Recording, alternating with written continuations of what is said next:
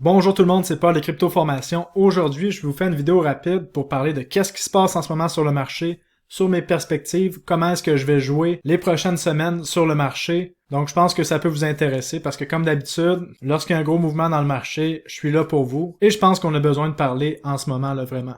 Donc avant de commencer la vidéo, rappelez-vous que je ne suis pas du tout conseiller financier, là. Donc tout ce que je dis dans la vidéo, ce n'est que mon opinion. Avant de prendre une décision financière, faites vos recherches, puis assurez-vous d'être à l'aise avec vos décisions. Maintenant, commençons. Qu'est-ce qu'on voit aujourd'hui? On voit le Bitcoin qui chute de plus que 8%. Pourquoi? Il y a plusieurs raisons, mais entre autres, c'est que la correction du Bitcoin n'était pas terminée. Et en plus, qu'est-ce qui nous aide à aller encore plus profondément dans la correction? C'est le marché des actions traditionnelles qui est lui aussi en train de corriger fortement, le S&P 500, qu'on est en train de voir ici, qui a une chute d'à peu près 2,6%. Est-ce que c'est majeur? Est-ce que c'est la fin du monde? Pas vraiment, parce que si on regarde ça, on voit encore que quand même le marché du S&P 500 est presque à son sommet historique. Est-ce qu'on va aller plus bas? Potentiellement que oui, parce que là, dans les médias, on est en train de nous jouer la peur, comme on voit ici, du nouveau variant de coronavirus trouvé en Afrique du Sud. Et là, le variant a été trouvé il y a à peu près 12 heures, et là, tous les experts s'entendent pour dire les mêmes choses. Donc c'est quand même étrange que tout le monde est expert d'un variant de coronavirus qui a été trouvé là à peine une journée, mais bon, c'est comme ça que ça marche.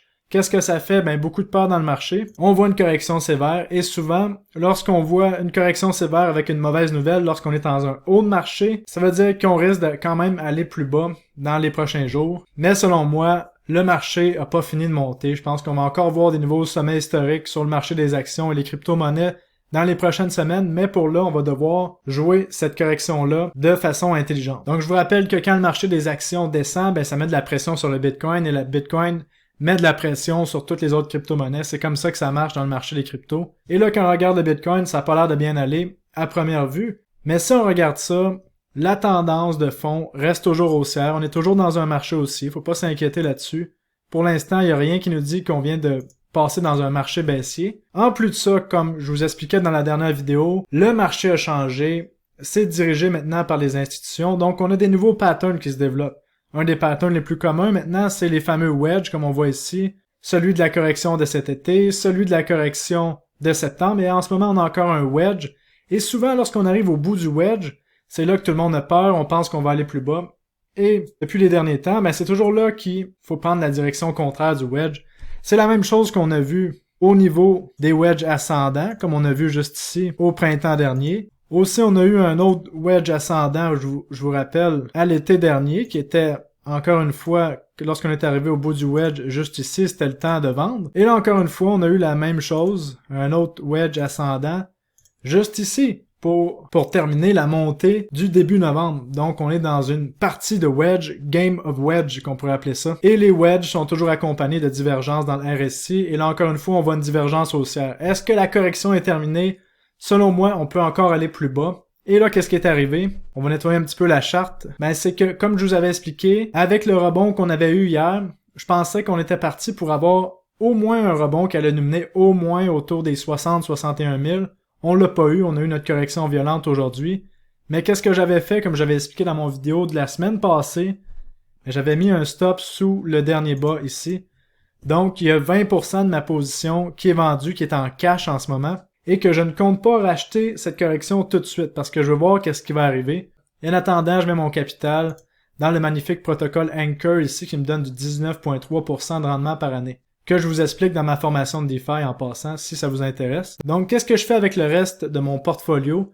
Là, je vous ai montré que j'ai mis le stop sur le Bitcoin, mais en fait, mon portefeuille, vous le savez, est principalement altcoins. Donc, les stops étaient sous les bas là, du 23 novembre, mais pour les altcoins. Donc, à quoi est-ce qu'on peut s'attendre? Selon moi, peut-être encore quelques journées de correction avec la peur du nouveau variant et la peur sur le marché des actions qu'on voit en ce moment.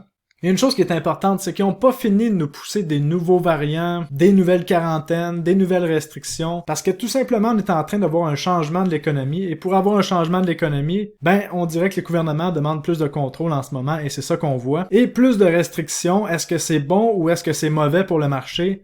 Moi, je pense que c'est bon parce que s'il y a plus de restrictions, il y a plus de coronavirus, qu'on fait la panique dans les médias, ça donne des raisons aux banquiers centraux d'imprimer plus d'argent. Et à ce moment-là, ça fait monter le marché des actions, ça fait monter les crypto-monnaies, ça fait monter tout ce qui est tangible finalement.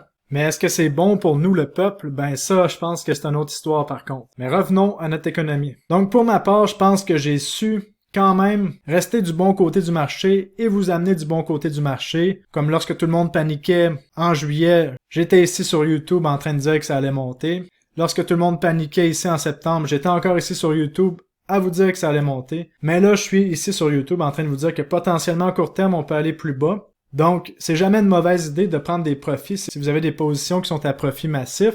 Si vous êtes là pour le court terme. Par contre, de mon côté, une grosse partie de mon portfolio est là pour le long terme. Je pensais qu'on allait avoir un cycle, vous vous souvenez, de mon fameux tableau qui disait qu'on allait avoir le grand final, le sommet le 20 octobre 2021. Après ça, mon tableau disait qu'on allait avoir un Dead Cat Bounce, qu'on allait avoir ce fameux Dead Cat Bounce-là, qui allait avoir son sommet le 12 novembre. Et ce graphique-là, je vous l'ai présenté au mois de mai. Et qu'est-ce qu'on a vu sur le Bitcoin? Ben, le 20 octobre, on a eu un sommet. Ensuite, on peut considérer la montée ici comme un Dead Cat Bounce parce que le RSI était beaucoup plus bas, on n'avait pas beaucoup de volume. Et quelle date que c'était? Ben, c'était le 10 novembre. Et ensuite, qu'est-ce que mon tableau prévoyait? Ben, une correction violente. Finalement, on aurait dû écouter le tableau quand on regarde ça comme ça. Comme d'habitude. Mais bon, la différence, c'est que ce tableau-là, je pensais que ça allait être la fin du cycle haussier si tout montait de façon parabolique. Mais c'est pas ça qu'on a vu sur le marché en ce moment. On a vu des montées, mais est-ce que c'était parabolique? Pas vraiment. Donc, qu'est-ce que je pense? C'est que oui, on va avoir peut-être une correction qui va se prolonger encore quelques jours, quelques semaines.